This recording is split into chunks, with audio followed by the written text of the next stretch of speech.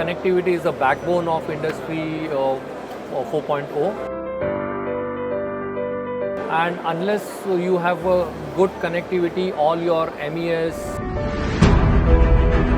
the reporting, the dashboard will have no meaning unless you have the proper connectivity in place.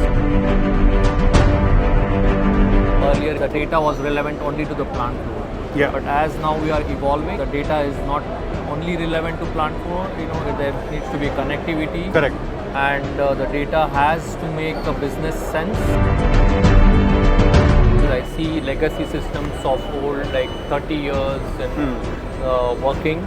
You practically cannot change that, overnight. So we have to still work with those legacy systems. We have a lot of solution as HMS, where we can actually pull the legacy data Correct. and help the manufacturer, actually build a smart factory around with their existing brownfield and relatively new installation.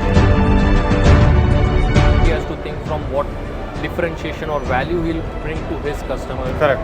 In turn.